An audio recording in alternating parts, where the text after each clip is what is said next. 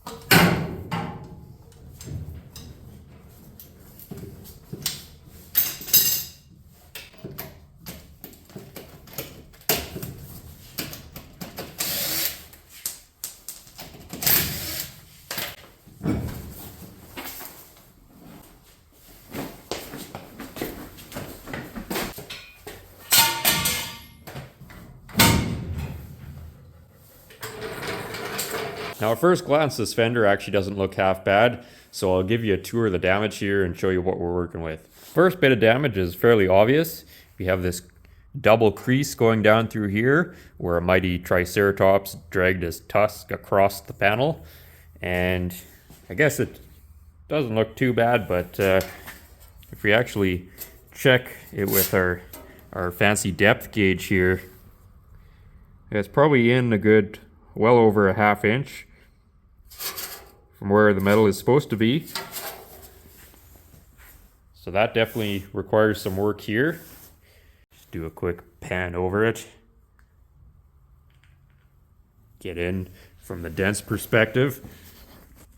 If we go down here and look at this wheel opening, we can see that it's bulged out here, so there's our first indicator that there's a bit more to the mystery here than meets the eye. Whole area is affected by this, and if we go and take a look on the inside here, we can see that the metal is torn, so that will have to be welded up. It's all damaged here,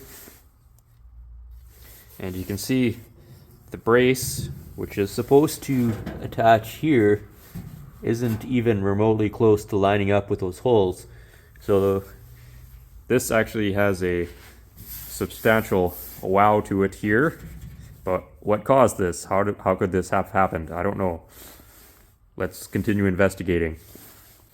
Now we come around to the front here, and we can see there's a point of something hit here, and if I look to where the grill was mounted, it probably doesn't come up on camera, but it's actually pushed in here as well. So this truck, when it was all together, took a fairly decent sized hit right about somewheres here at the front. As we come around inside here, we can actually see that all of this is buckled in. The inner panel here is also buckled in and crumpled up into itself. If we look at the undamaged side, we can see that it's supposed to be straight all through here. So whatever caused this impact and pushed all of this in is what's causing this bulge in the fender here, and all of this damage throughout here is all related to one impact. What I have here is just a plain old straight edge, and I put it across the front of the frame here, and I'm looking for how it lines up into here on the fender. So we're flat on the front edge of the frame right here, and you can see how the straight edge meets up with the undamaged fender. Now we compare it to the damaged fender, and we can see clearly there's something going on here. And if we take our tape measure here, trying to hold the thing and camera at the same time, but this is punched back 1 3/4 inches from where it's supposed to be. Now, before I drew any definite conclusions, I did verify that the radiator support is bolted squarely in the frame. Always check, then verify your findings. Trust nothing and nobody. I should mention that this front sheet metal is not original to the truck. I got this front clip exactly as you see it, all bolted together with the rad support and everything. The grill was already missing from it. The headlight bezels and everything were missing. So we have to do some detective work to kind of figure out how the damage went in.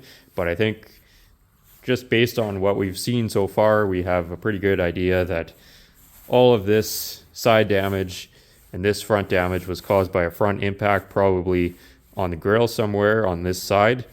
So that gives us an idea of what we have to do to relieve the damage. Even though at first glance this appeared to be the most obvious damage, this is from a separate collision altogether. Happened at some other point in the truck's life. I'm not even concerned about this at all. We don't care about this. All we care about right now is restoring the panel dimensions, because there's no point in trying to straighten this when the fender is shoved back 1 3/4 inches. It's all buckled out here. That's only going to fight us if we try to straighten this out. So step one is to restore our panel dimensions here, then work our way inwards.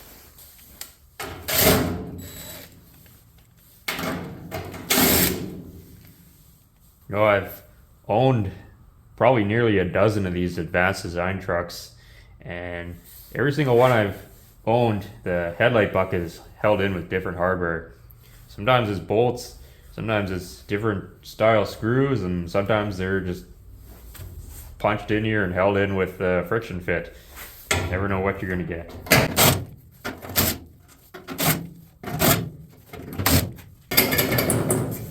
This one didn't even need bolts. Another one of them friction fit jobs.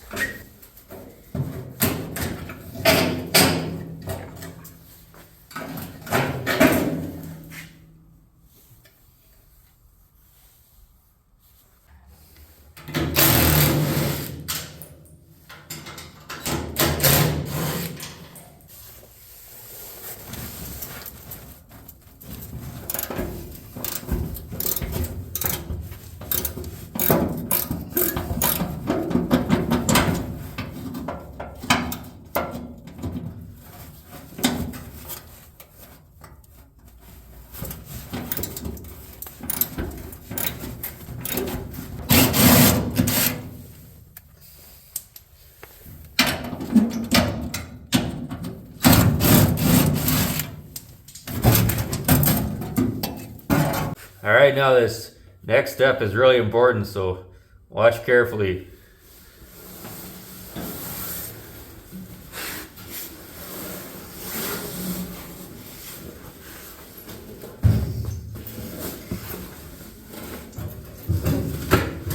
You watching?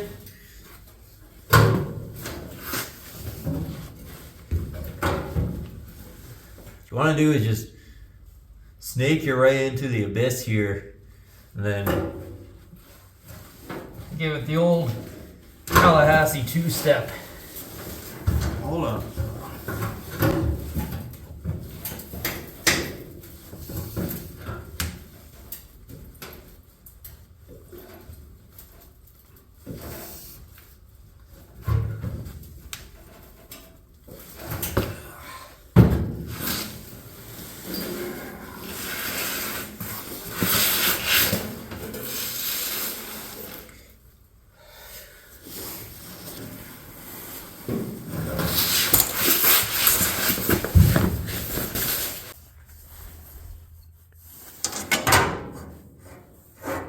Oh, I actually kind of did something.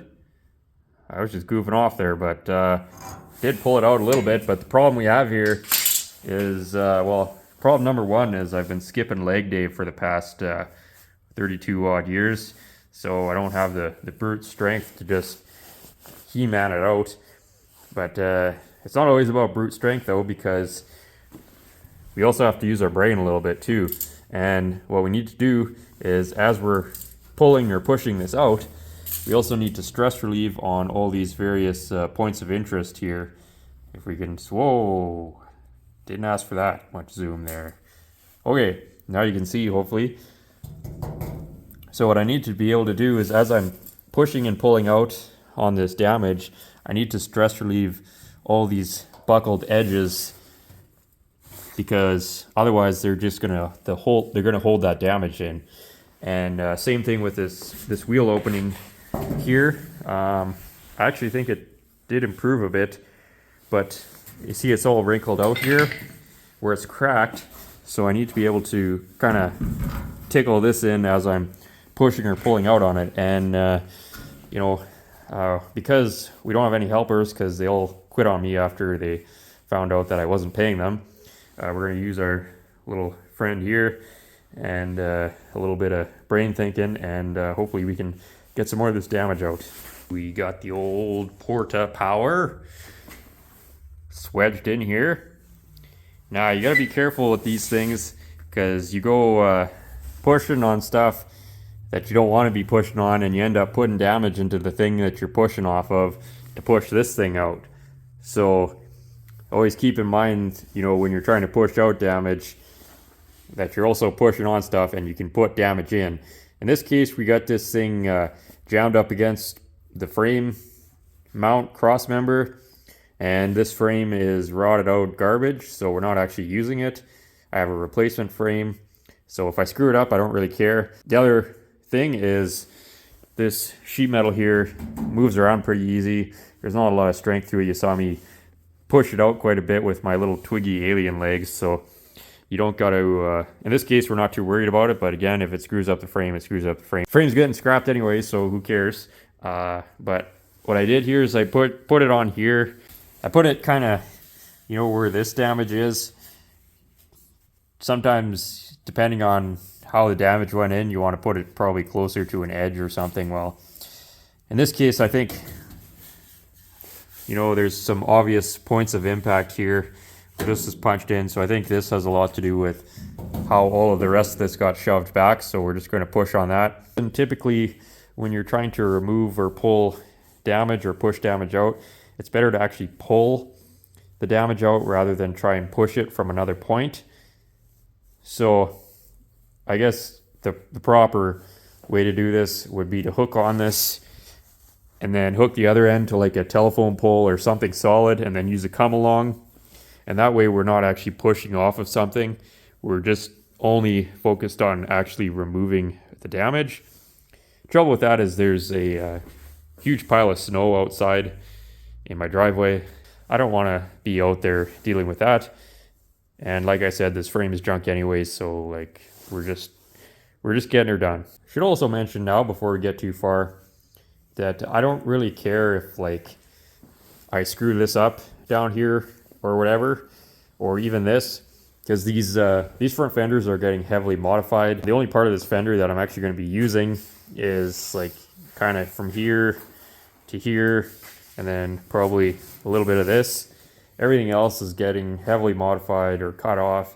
We're grafting in different headlight bezels, different custom grills, so all this is going to get hacked off. And then I'm going to be radiusing the wheel wells somewhere up into here. We don't have to get this perfect, but we do have to get the dimensions back, because I don't want to be cutting and welding and modifying a fender that's 1 3/4 inches shorter than the other side, because then I will never ever get this to look right. It's just get the dimensions back, get it so it's the proper shape and everything before cutting it up. Otherwise it'll just fight you till the end of time and you'll never get anything to look right.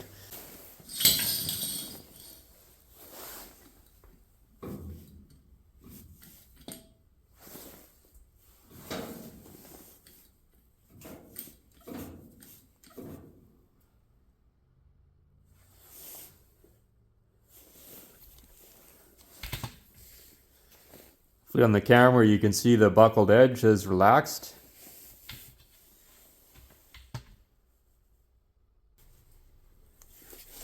Now when I put the straight edge on here, you can see It's fairly close. It's actually a little bit further out than what it needs to be. But the problem is that metal has elastic tendencies. So if I was just to take the tension off, all of this is just going to release back basically to where it was before we even started.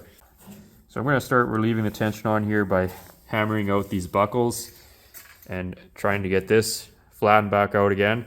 And that'll help this panel to kind of remember where it was supposed to be and help it to retain its shape.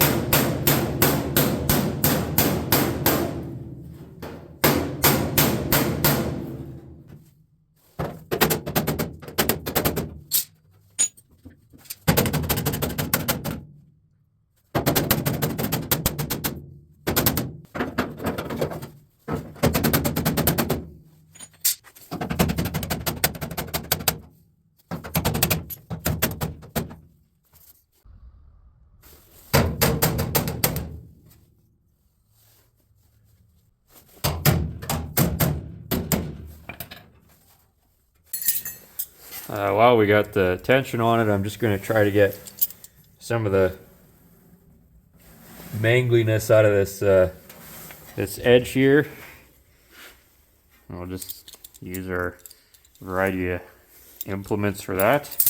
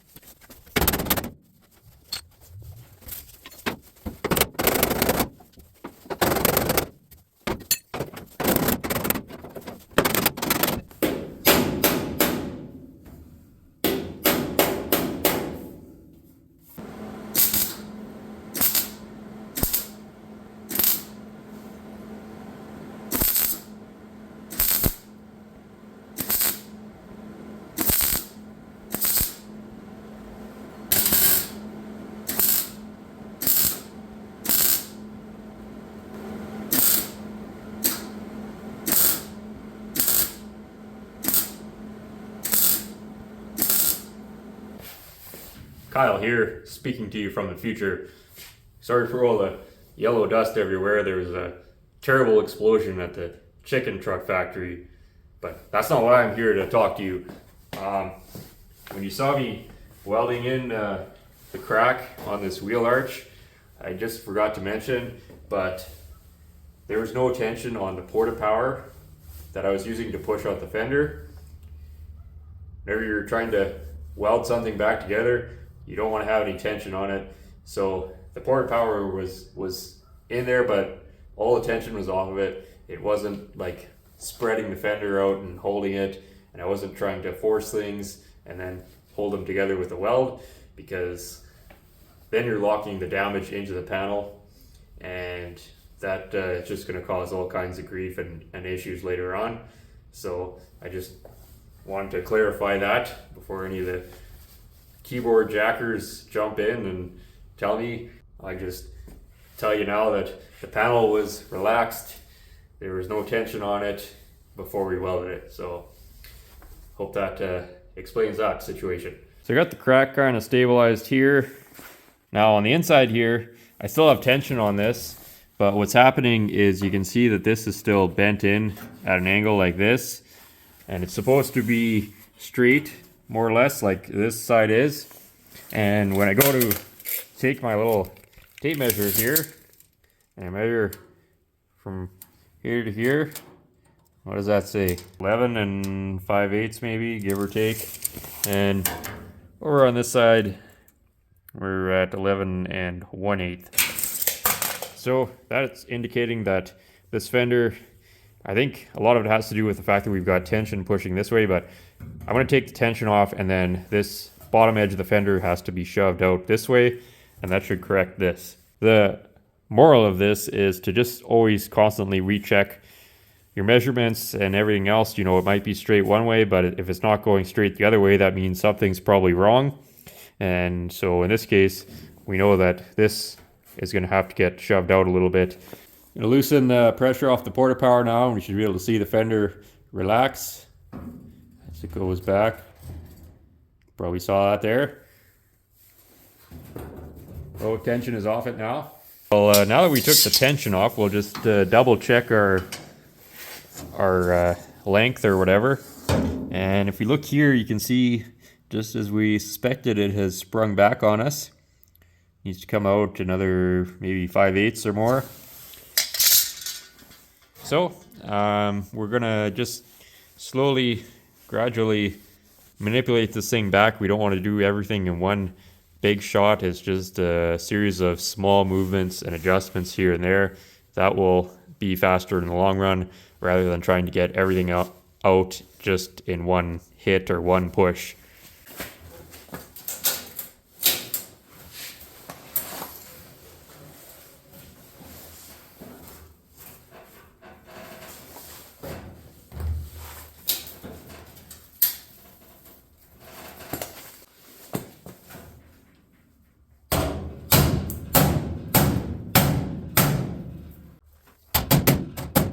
Just that little hand tug this way helped getting this inside edge a little bit more squared up. Still got some work to do, but if we do our measurement now to the frame, we are at 11 and give or take 5/8.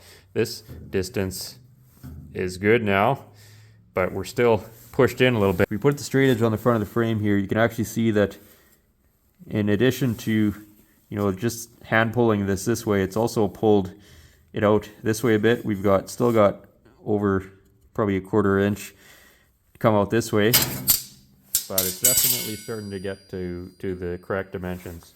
Now, before I get too carried away with pushing and pulling on the edges here to try and bring this out the next little bit, what I'm going to do is I'm going to rough out this damage down here. You can see it's punched in pretty good.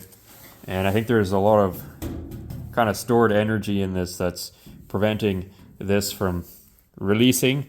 So I want to release some of that and see if that helps bring this ahead, because I don't want to pull this out too far and then go to hammer this out and then have it come out and stick out too far, because then, you know, we got to go back and hammer stuff back in. So that's going to be the next thing, is just trying to hammer this out.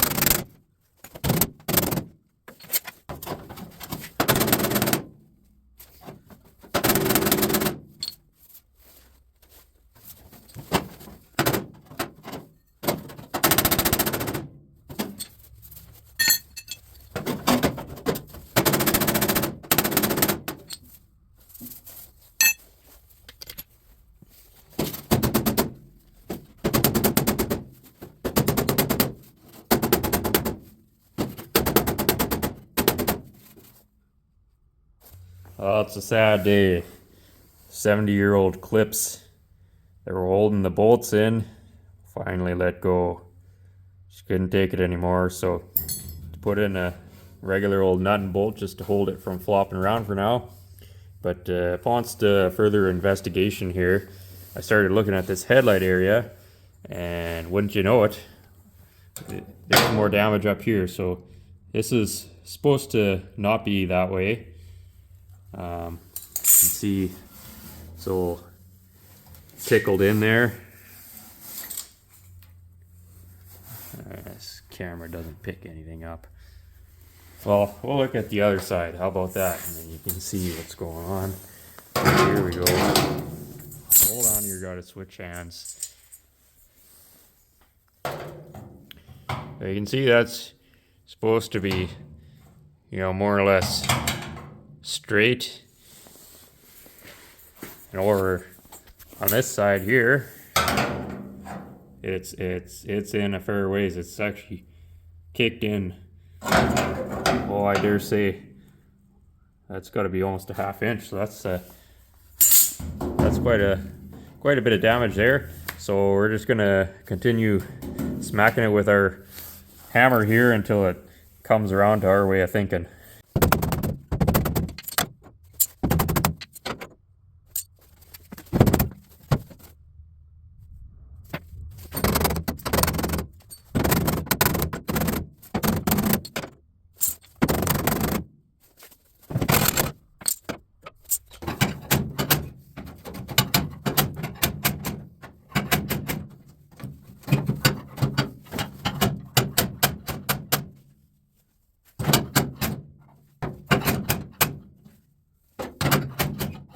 Little pro tip whenever you're using one of these slide hammers.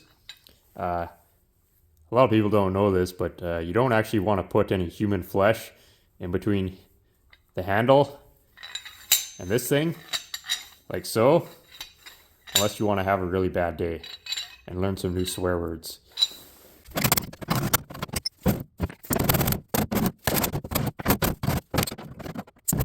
Okay, well, we got this fender looking a little less concave in the headlight area there. It was dished in pretty good before. I think that'll be good enough to get us where we need to go. It does not need to be a flawless, beautiful repair, because this is what is going on here. And it does not fit.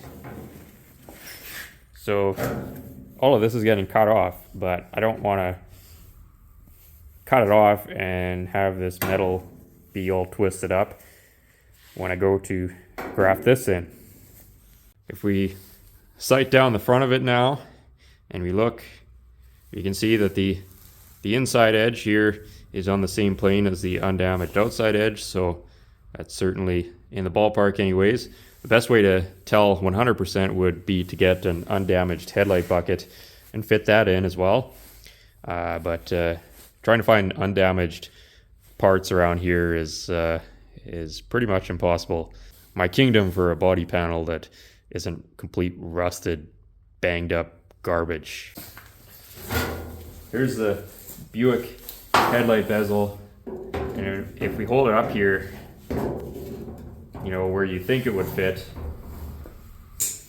Man, this is hard to do and not block the camera. Okay, so the fender comes down, it swoops down, and then it goes, the headlight bezel is going on a totally different angle. So if I just splooge this on the front here, it's gonna have like a super weird transition. It's just gonna look like somebody tacked on a Buick headlight bezel onto a Chevy truck. So we don't want that. So what I'm gonna have to do to get this bezel to fit and actually flow into this fender, you can see this big gap here in between here. So what I'm gonna have to do is actually build a piece that goes into this fender here, basically right back up to here, to actually get this all to flow in one continuous pass. And the entire area of this fender needs to be cut off and remade essentially. In theory, if I had the Buick fender section, I could probably graft it in somehow, but the ones that I got the car that I got these bezels off of, the fenders were super rotten. I might go back in the spring and see if the car is still there and see if I can possibly save anything from it, but most likely we're just going to be, essentially hand building the front of this fender. So does not need to be perfect. It just needs to have the right shape so that we have a starting point to measure from when we go to graft these bezels on. So the wheel lip is starting to look a little bit better where we welded the crack here, but now we got another issue here, which is pretty common on these fenders. Right about here where this brace bolts up to on the inside is we have a pretty substantial high spot. I don't think it's a result of this particular collision. Now that I've got to looking at this fender, you can see it's low here and all through here. All these little marks are where somebody's been beaten on this thing before. So doesn't really show up on camera too good, unfortunately, as usual. But this it's not the first go around for this fender, so I suspect whatever happened to cause this was somehow related to whatever caused this damage here. So I'm gonna just work on getting this high spot down and see if we can kind of get this smoothed out a little bit better and maybe knock out some of these wrinkles as well, just to get it a little closer to what it's supposed to be.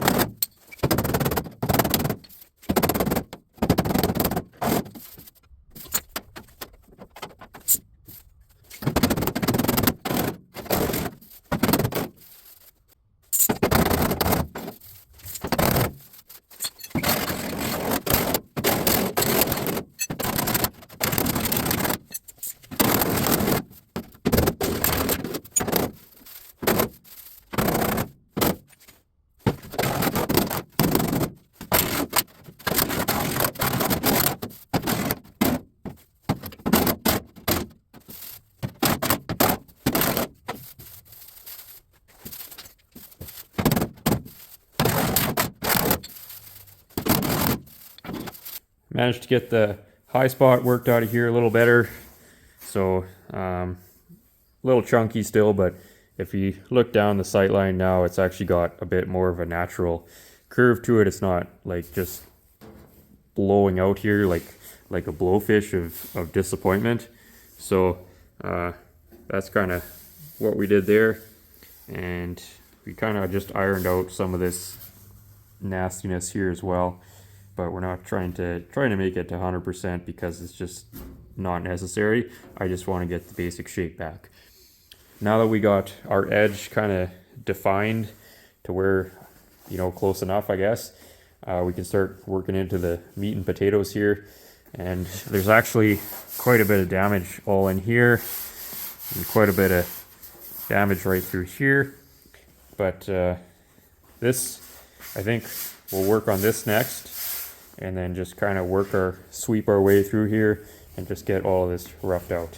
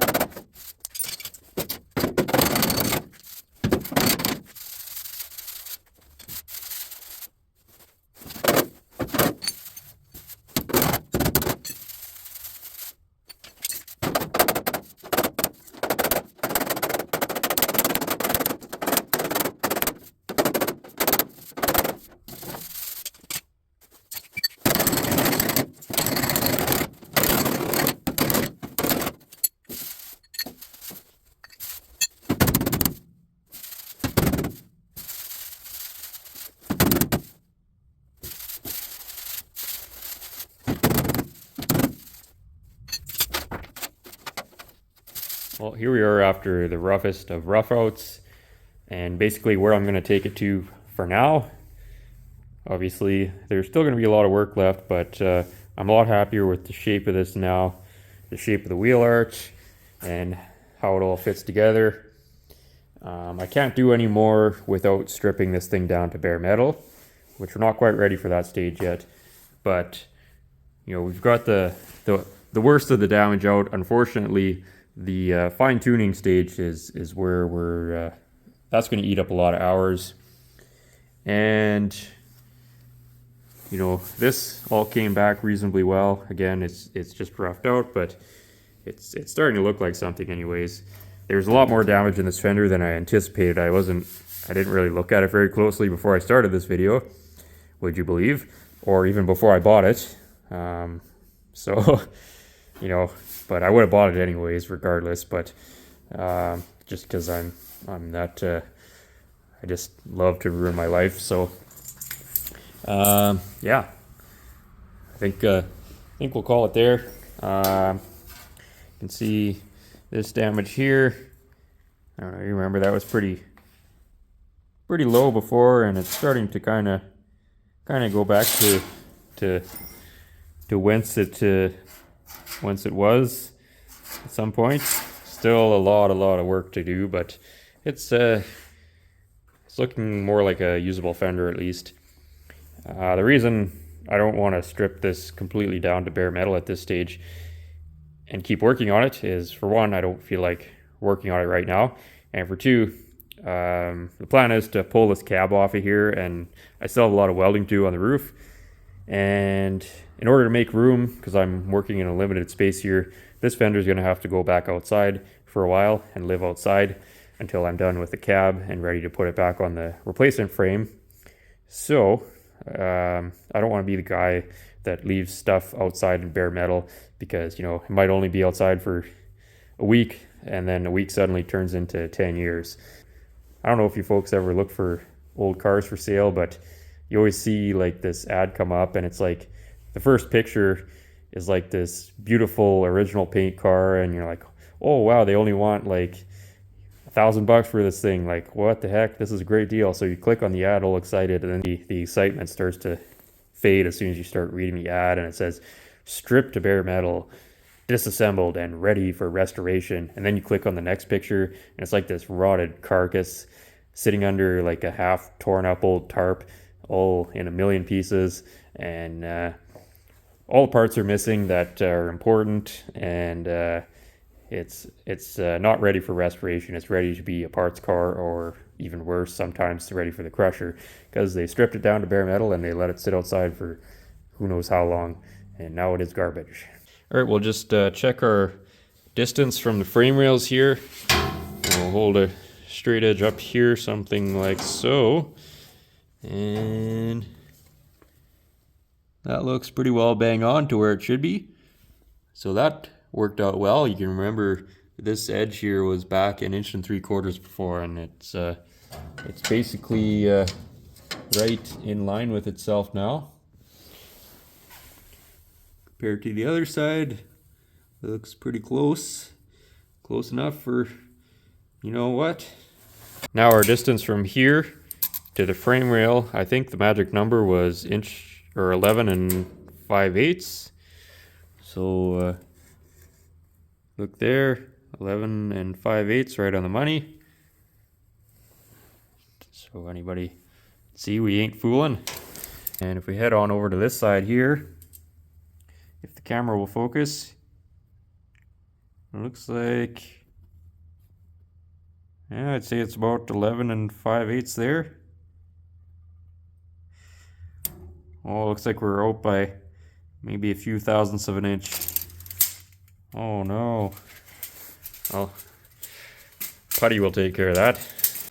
Those of you with a discerning eye for detail probably notice that there's still a little crack down this bottom edge, but it's not affecting the structural integrity of this fender, and this is going to be getting cut off, so I just chose to conveniently ignore that. Maybe I'll get some tape or a marker or something and just show you what's happening with this wheel arch, just so we're all kind of on the same page. Just roughly sketched on here what I mean by radiusing the wheel wells. We're going to be basically cutting off all of this and raising the opening up and reshaping it at the back. Now, remain calm. This is not the final shape of the wheel opening.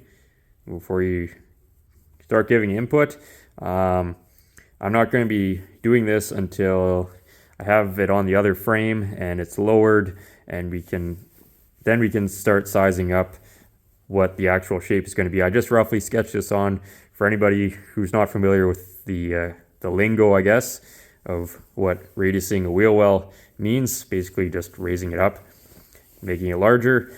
And then down here, all of this is getting mowed off. So it's going away forever. So that's why I'm not super concerned about this edge, but I did want to get it kind of in the zone. There's kind of a couple different ways to achieve the radiused wheel well. The first is just to cut out this opening and literally move it up and weld it back on. But I kind of like the back to be flared out a bit more, and this edge is pretty chewed up to begin with. And the other thing is when Gene Winfield radiused the wheel wells on the Rod and Custom Dream Truck, from what I can tell, he just cut it off and left like an inch or so on the edge, and then just refolded this lip here with pliers, and that gave the radius wheel well look. And I'd kind of like to do it that way because, well, I mean, Gene Winfield knows more about customizing cars, and he's built more custom cars than anybody else on the planet today. So I figure probably do it the way he did it should work out okay. Check it out. Original brace actually fits back in.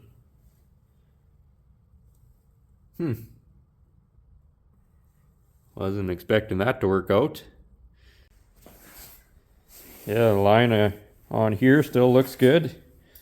Almost makes me look like I know what I'm doing, but nope, still don't know what I'm doing. Just the fact that that worked out means that everything else on this project from here until the point when it's completed is going to fight us to the bitter end. Minor victories, huge fails. That's the way it works every time. This side's actually looking better than the good side now. This side's definitely got a wrinkle in it right about here still, but that's a deal with it later problem. Sorry for not taking this panel right out to completion in this video. This was just to focus on the initial rough out stage, which is actually the most critical step of any repair. Everything after that, you know, is going to fight you if you don't get the initial rough out done.